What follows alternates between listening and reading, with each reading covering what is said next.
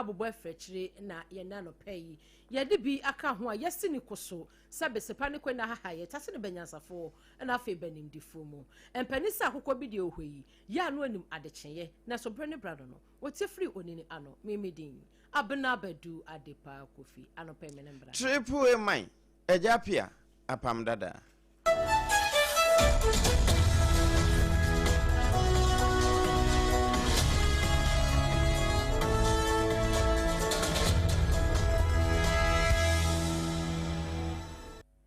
Abusia yeda se afei gibrani adaje na ya emfa ensam ni nyina no emfa ensom wo ye nyina ye nim se wo MPP osunu kokroko amanyukuo wanum asrada mekire wanum ekalanda no eso no ene na wo mode to ho se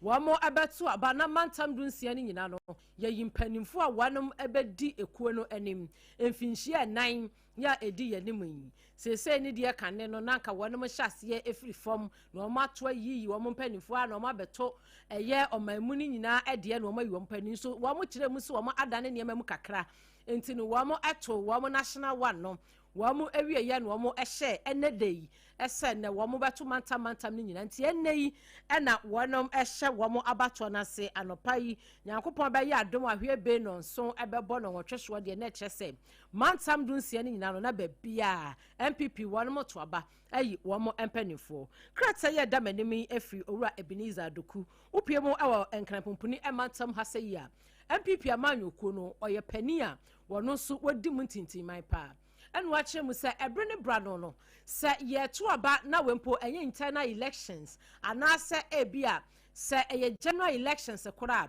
ubon se ebia de niti ada ballot box no so no ballot paper no so no de ache se de ogina mu no wo ba no baba beto na ba na se oba ensrahwe ewo polling centers yahodo a ye to aba no am bi ho no ma obo hu se emema mamunditi binni one mo mabeti abokete one mo pi ede chese wo so kete one mo di akire woni pa be se du ebi wakora be se dunum ni ye di eye opani no achi no onom aba center ho na na ebi ho nso a wo mo ba ye nyina ni tua de ebi etimi esie enumu ene o ma kire mu sei ni de one mo so sebi sa ensam no so enti ene ya one mo to wo ma bai so ya contestant na wo ye pani a wo gina mu no wa prediblie ni bia wo kɔ ɛya bia ya to aba no ho na wo kwakwa de ɛkɔ so a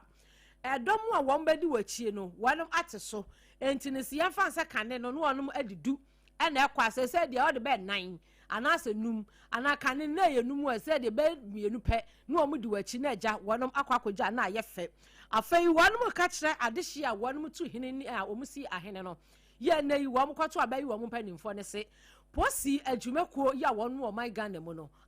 wamo deploy wamo akomantam dunsia ni nyina ba bibia won beto aba ni bie na wamo akɔbɔ ban agiban entu ye delegate ye hunu se nei ye bɛbɔ ho ban yie pa na bibia etumi akoso MPP amanyuko pani e wɔkasa yi eye owura Ebenezer Doku enkrabupuni mantam MPP no wodi mu tintin man ne nsam ba wie ye no se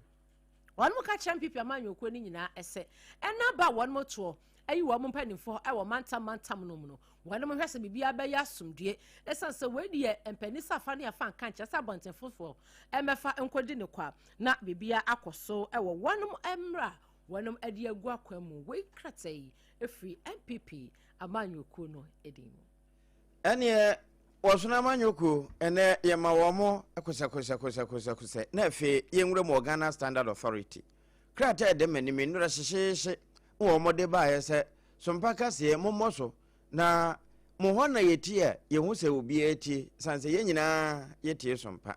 na krata wo mode nam no se nyame de che aboso medu ni de dikan emu na wono mo hwese emra wono machintim na eye adwuma nso no won be simukna na ye adwuma pa ye ene se kaya ye krefra mano ne edeba ebi ho a de anya accident anase de yakwa akoto atwene ayese nkankra ewo eho no wo mompe no ne yafa ne de aba esanse obi mpangu kura no obi ademono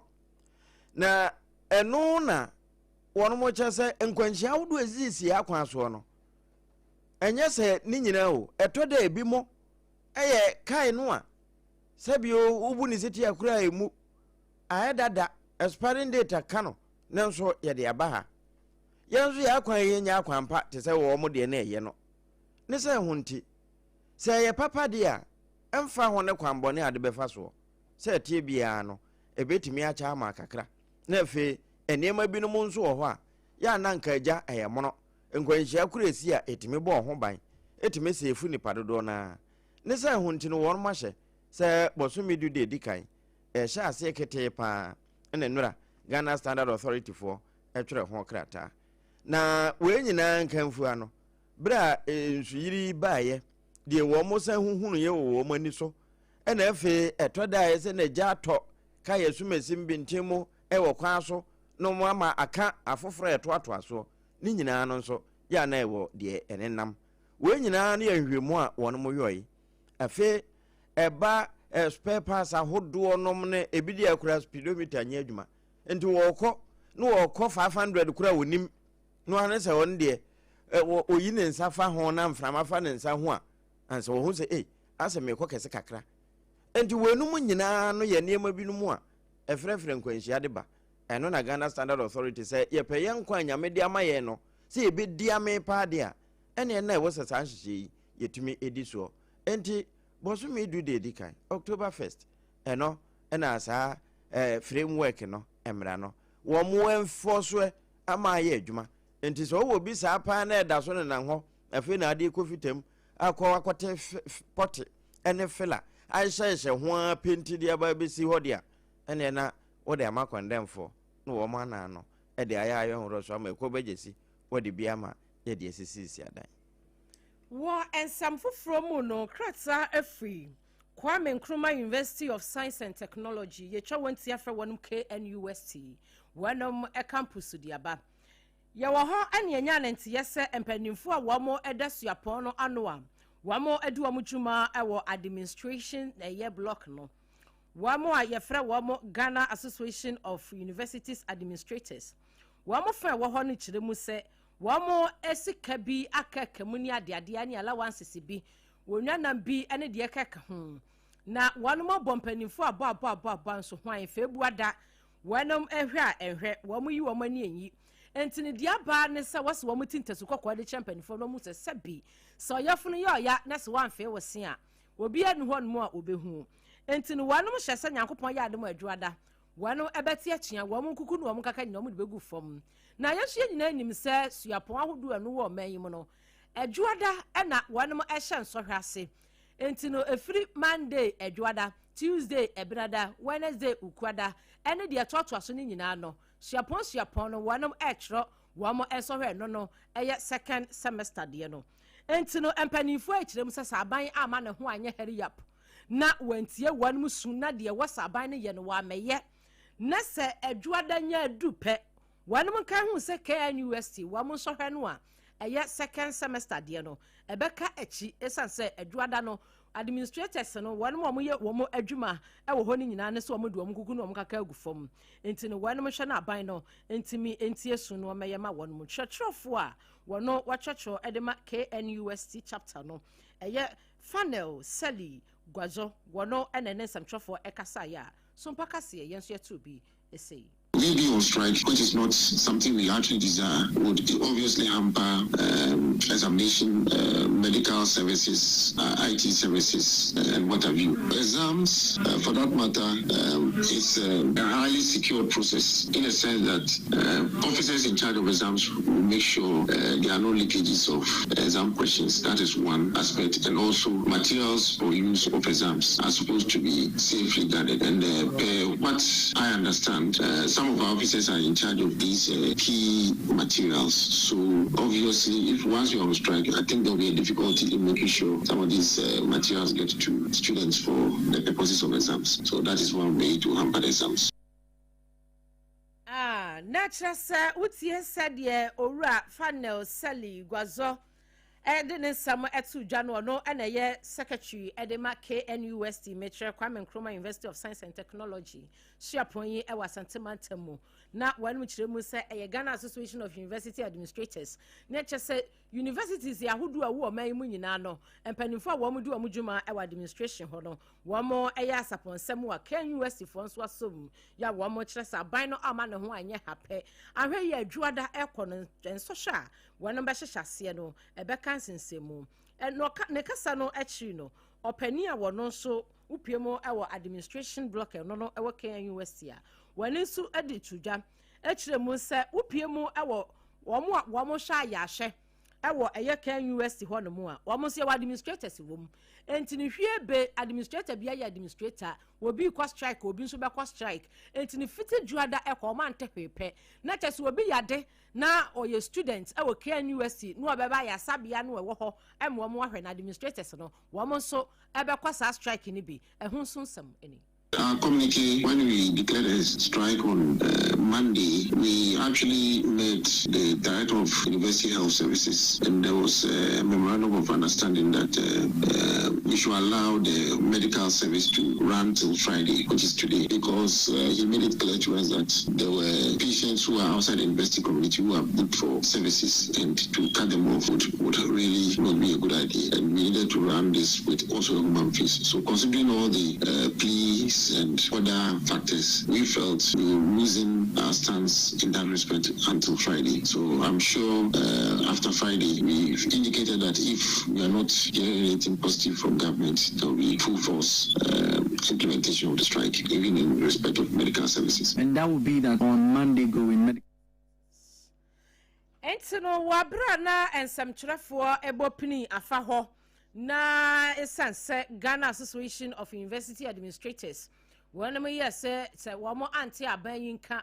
na adwuada Monday enya duru hope wamo kuku no wamo kaka nyina down wamo de agu fom yes anso a eye suapon no second semester exams a ye be hyase no ebeka ensinsemu pa sanse eba nkrata sam ene bibia ho a ye ntrotro pa dia wamo ene dimu akotinti abanhwa no mala wanses ho nsam no Ghana Association of Universities Administrators no ye hwe ne ntua womo eka we KNUST for empanimfo nso dia wonam adi bebo mu yensem training ba wabedu ene tunkrai bai na ansa na abedru suapon no ufiri baabi ansa wako baabi eno no sukuntu aso senior high school ho no eho na abefiri akro na emunsu na free senior high school ho no na free senior high school awofo bi ka ho nsem pa saa na achachefo nso ebi ka ho nsem ena asuafo na ankasa nso ebi no mo nso eka ho nsem bi ka ne papa na ebi ka ne bone na ni nyina nkamfu ano enya ba asetena sede aman mpanimfo ni nyina ya wo mo de wo ma no ka no na no ena mpanimfo bi aben wo nwomasuam nso kyese e wo mo sa ba asetena na nso ya nya ne sede ya na ye wo fufuo no onse du ba bi a ye hyeda bobba ebedu ba bi na ye ka to so na ye titi mu aba se ye titi aba ebe wie na aso fikofiko na ye kama ye yitu a akonopa ansa na ye de eye na kande no aba begu so ne se hunti no free SHS Reverend Dr. Godson Afo wano UPS ho wa brepa papai e kire se ene ema bi mu ho a wo se yen se Ghana fo no enya aban nko ye tenase ne ye dadani abo bi e ho ne ye pagya ase ahwe de huntam de aye osi akwan na fe ye hu kwampa ye de befa so na adoma boama saa adesua mu nku ne mudie boa ye ni abere firi tetentere de se ye beto no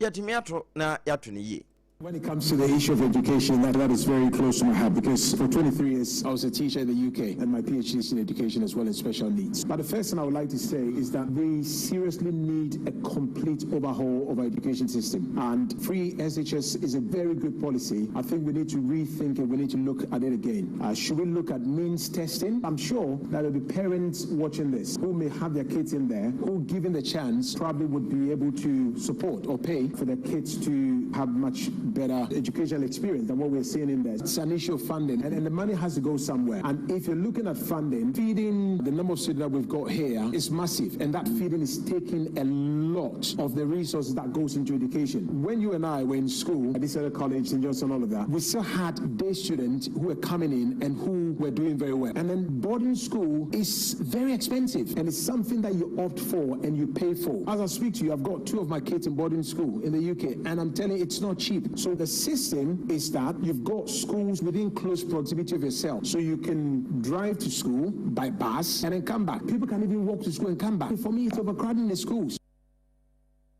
Hello, Reverend Dr. Gosanafo, and I tell you, said they now watch lecture free SHS no one no said they was who say yen so mine yen no. A na Professor Titus, baby on should be better so no better say sa scrutiny ni say was o mu e hia pa say de adwene koso na fe ye hwe said de sukuu no bi yire ne ho ne said de ebi nso kra konya sa chichide ne wonu ma yire won ho no ye hye wo moden na edomo bo ama wo ma konya sa chichide no nso ne bi ne wo mo keka won ho ne nso wono no ne nso say de won ho ne say abandada no kwa ofa so de bae no nanka wasa wotena se na woyan hyehye ne ye sade nanka kire ya penso no mempene mahama sha se wosisi e blocks no anka wo wie no wie te sade aman bi so te a wo mo secondary school no ofa ba se a wo kwa opon no wasan ba fie no na level si mra se bedwani a Professor Titus beyu ewie no wo we se bi pa ma ya mane bofo enkra ha na no opon checheku bedwa fie ho wono nso pia bi tro yen so. What we are seeing in Becky is sad. I would want to believe it is not the norm. This is an isolated situation. One being a school may not be as old as the other schools that we've all talked about, but nobody's child should go through this. But you see, part of the blame of all of this is attributable to the manner in which free SHS was implemented. What we did with free SHS, in a nutshell, was to lower the standard of high-performing schools to the level of low-performing schools and claim that we are bringing equity. Sometimes politicians get up and just issue a fiat. Free SHS is a good policy. I'm also an education. I will support education on any day. Access to everybody is good, but it should have been properly planned. You could still have maintained these high-performing schools by whatever structure they are set up. But if you want to bring equity, bring some sort of scholarships. 1, to people in those communities. 2, to people further from those communities, so that people can get access to places like Infante Pen, to Presec, to Pope John, even when you don't have money. And people can go there on scholarship. Well, no, said Uncle Free SHS, ye no, a beboy and pano, ama yenya Sicadia bon hobrano, ebi, and Professor Titus Bayu, na Wobosono. Na Abusia, my rain few, a cobo just in Premo, a dance who near my opinion, Nenchana war, and no pay me come for Nama, Cassie, Bow in Chenya, and an Sasso, one of the SCC pillars, no. Nemum. Yentime fa no mokankan ene se proye mebe maw eba na sa akura ni tie nya ode na ne hwe nso nya ofe ene nti Leicester Company Limited for one mo ya toothpaste ene brush no unya whitening total care ana se unya de efre ne heba no a enumukuro enumukankan one tonkwanta amapai wo se nso epai fita se sekirema ya no wa se nso ba bi eto ade bia ebi wo ho na mom eba ya asemu a de obetumi adi ama apa ye medimafo heba center Dr. Tam Daso what the time beto yare no so ama ho ato sesi a enna ebi ko ba bi eto aduro se wo pe Tam Daso mixture na ese da bi o ye nton na aduro wa abonten jo kwa ya asabia ho entipoko ya se mayira no wa yira o ya de ama anasa ebu akwa agogo no agogo ya de na po entimi nyini bio ene ntehye no so sa anopai wabo ya boso ena ensem no edi atwagu ewo aboboa no na yenkoyo tiawa yesaba wonchensesia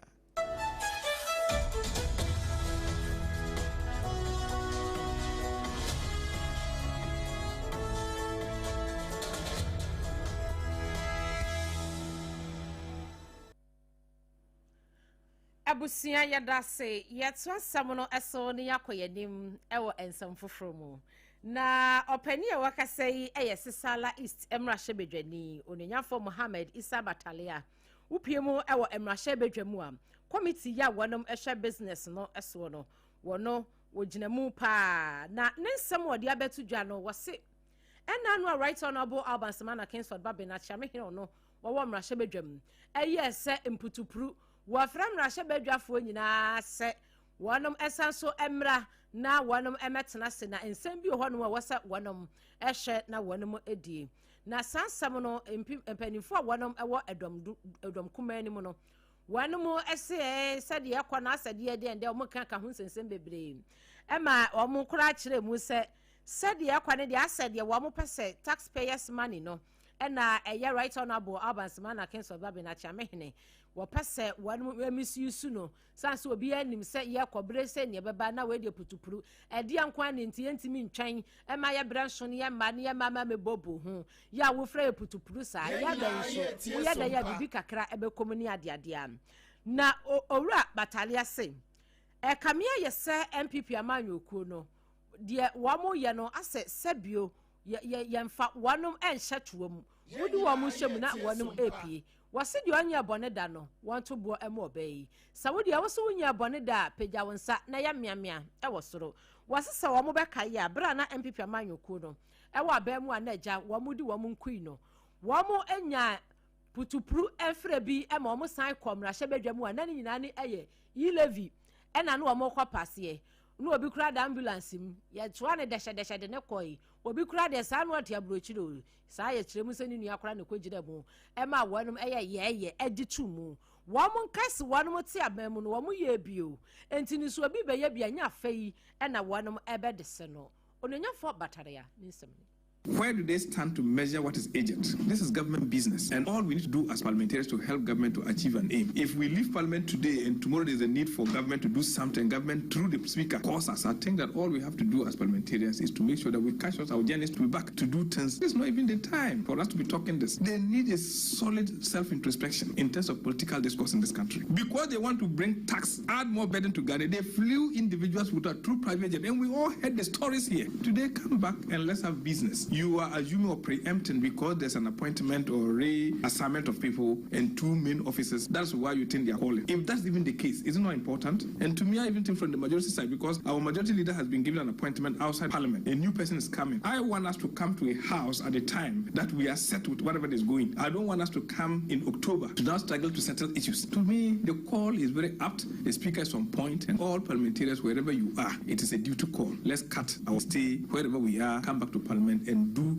the work of this country that we are voted for God and country. A Jumedia so akoso our SOMPA so Monday to Friday. No me ensa ene ne pemu na Jumedia koso. Yes, some my Ghana. Entini sa we amrashe bedwani na sa wo minti o constituency nti e na wo call amrashe bedwam nko ade a ye frɛ wi e wese wo kɔ sɛ de onyafo batalia de atu dwa no. Ya bobo asoafo bi din ye wese wonom hye na ye gwanom etumu. Edom dodo no wonom eba no dani wo kwahwe ye bi o. Nti wo se foforo a ye de ne ba no so wonom ehwe na agya bibia ekoyie nti ye frɛ mo no e wese mutie na mo de se eyoyo. Nti momra na munya sɛ mo twetwetwe mo trousers no ano no na mo aye bi pen ne nyina ye wo maimu Sisala East Emrashe bedwani onanyafo Mohammed Isa Bataria ne nsɛm ni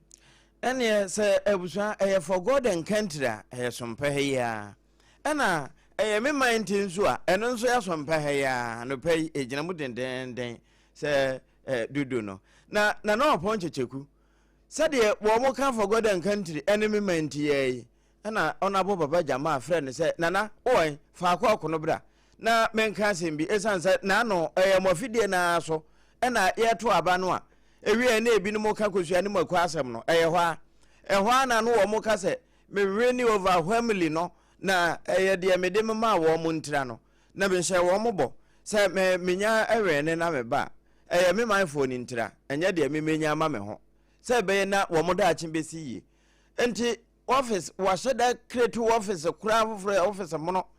de ama sɛ obi pɛ so wɔka asɛm kyerɛ MP ana wɔde ne ha bi kɔkɔdan a ɛnyɛ afei na wɔkɔ akɔdi laaso ɛwɔ mama center hɔ enti sɛdeɛ ɔnabo baba jama wɔhyɛ da kyerɛkyerɛm ɛkyerɛ wɔpɔn nie Nima has been backward for too long.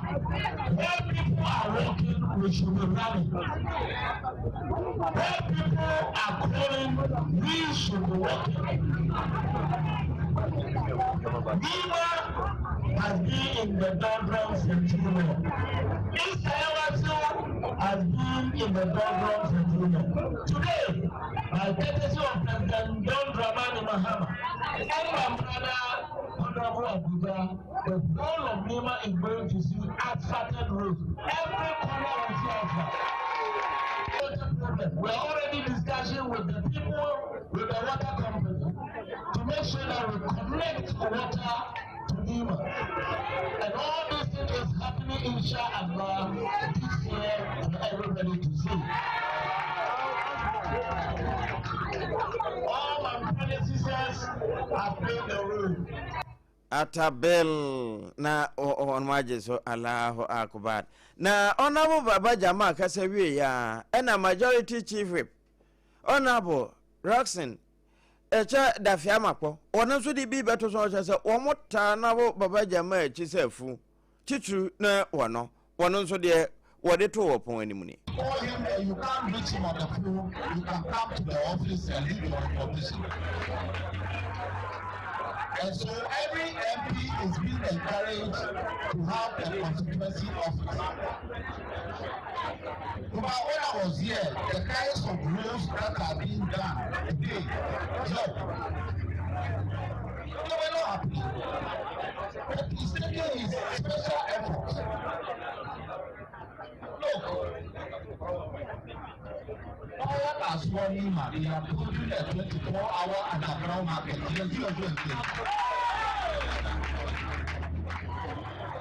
But because of his efforts. So when the MP is good, when the leader is good, you have to say it, you have to praise it, and encourage him to do more. It is wonderful. We bra honorable Baba Jama wachire na addition say sa 75% support package onya wo constituency no wonu me pese kwakosua mra nyina wode beboa won na afi wonu mo nso a epese wo mo da chisi wo mo yie na wo mani abere se wonu mo pe bibia we ampa enye de wo mo di agro no safo no nso bia no nyamenti no wo befa ne nsa so aso wo mo nsa ama wanya ba bi agina na oponchecheku wonu ne kasa ho afei ye tu fa so okwade abresia mu otu ani se mogabom ni akwawie kase ni abu ni kom se pen e wo bi my so Zambia memu ho ene de wo ekro ye nyina ye nim se ena no ya wada no ena wonum ko senanim se wo mo koto aba na wo mo ayi wo mo mampani a emfinhia enum edi animu yi obesan so abu oman no afei wo mo mra hye bedwafo ene mpanimfo bi a wo mbeboa ama Zambia man no etumi akoso no ye to aba ne ayi wonom na wabra wonum hye abato na se ya ekwa anumire no jaide siye e wa fa bi a police centers ni bi no na esewani na ese ye ka kire okora wo videos na otum say yes ho ye de e chen Ghana ya yi bodyguards wonum ekotisa papers di akwahye ballot box mum ya kire wonum entine ekohia se electoral commission wonum ewo eye Zambia memu no wonum holding on kakra na kire se abana wonum wacho no na kaka to ne bro no wo mawie kura na ya hyase kenkan ena wonum yese yentwetwen so na ebrebe mu no ma wonum ewie abato no na aka ne kenkan ena ehonsam ekoye bebreyi na nyankopon ya adoma ade achi ni fiada no sanse wonum ejai ne kenkan nti ni fiada ena wonum hyase se o si ade o ma hwehwehwemu ehu de ekoye ene de etuamu potinti wonum hyase akenkan ba no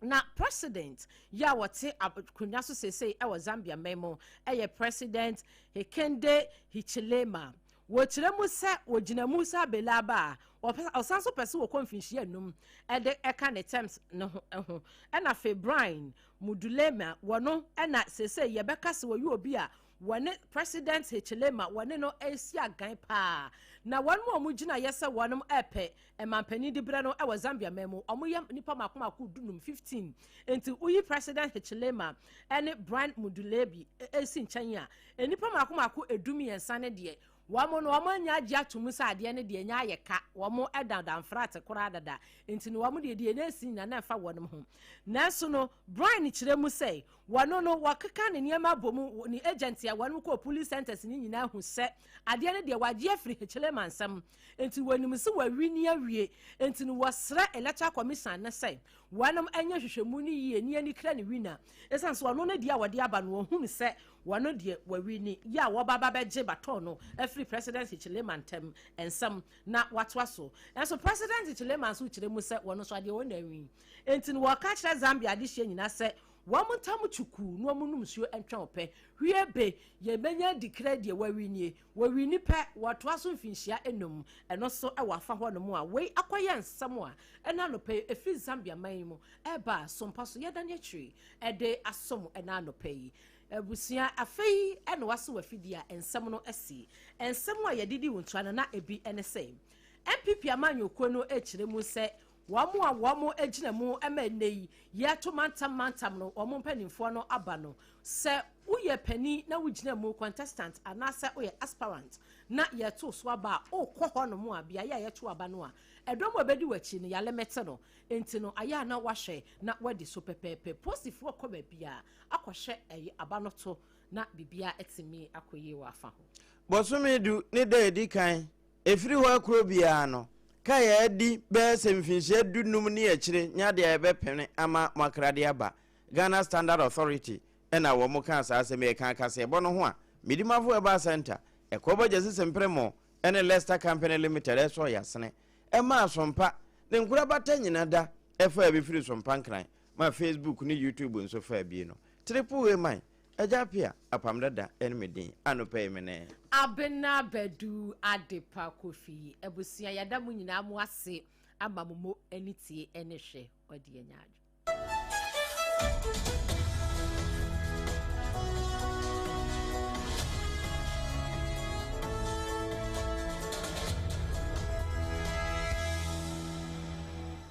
Munde dinam se menya foreign call. Hello papa, what about to be a new? Se me feel London, eko US. Eh na no crowd wo kru kru afra me bo mama nia.